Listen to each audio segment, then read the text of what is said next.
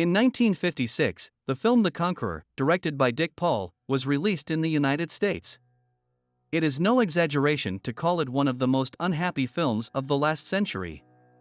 Its curse ruined 10 lives of those who worked on its creation. What was so unusual about this film?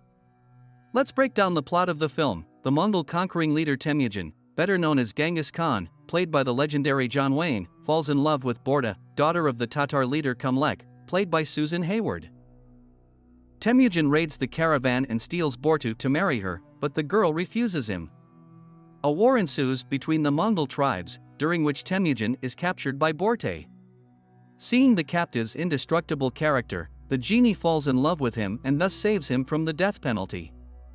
The main character is released, settles the score with the traitors and still gets married on board the ship, and then, as in any fairy tale, they live happily ever after until old age. But in real life, the fate of the actors were very different. Perhaps the first downfall of the movie is that the critics did not like it very much. They called it the worst of all the movies. Again, it failed at the box office and did not recoup its budget, but all these failures pale in comparison to what awaited those who in one way or another participated in the making of the film, like the evil hand of fate. Sometime after its release and its many failures, one by one the actors fell ill with incurable forms of cancer and died one by one. But what was the reason for this? What was the curse that surrounded the film? Let's go back a few years, to 1954, when filming began. To give the film a desert landscape more reminiscent of the Mongolian steppes and to create the atmosphere of life of nomadic Mongols, the film management, led by Hughes, for some reason decided to shoot it on the border of Utah and Nevada, near the town of George and 200 kilometers from it, on a hellhole range. Although these places did not even closely resemble the Mongolian steppes. The filmmakers were aware of the nuclear tests being conducted, but the federal government assured that the tests posed no threat or danger to human health during filming. A year earlier, in 1953, there had been 11 nuclear explosions, one of which was the infamous Dirty Harry, named for its extreme radioactivity. At that time, Harry was the newest and most effective tactical nuclear charge with an increased fission coefficient, which after an experimental explosion resulted in the release of a large number of radioisotopes, such as cesium-137, strontium-90, iodine-131, and others. But at the time, because of secrecy, ordinary people, of course, no one knew about it.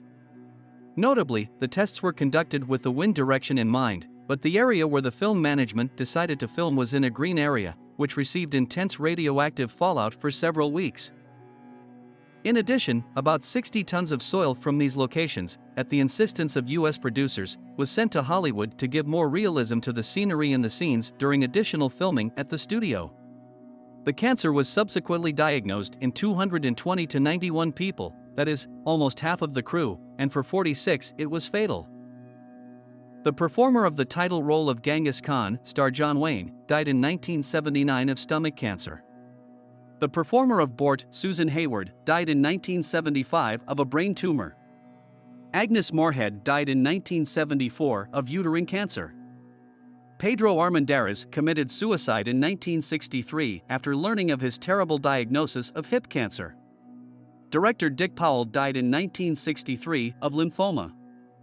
Not only were the actors and crew diagnosed with cancer, for example, relatives of Jana and Hayward, who visited the set but were not involved in the making of the film, also fell ill with cancer in various forms.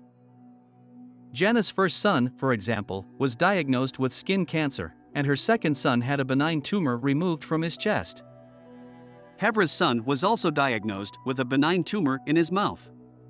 However, some skeptics believe that smoking may have caused the cancer of the film crew and those who were somehow associated with the film, since many of the actors were avid smokers. For example, Warrior smoked up to 6 packs of cigarettes a day.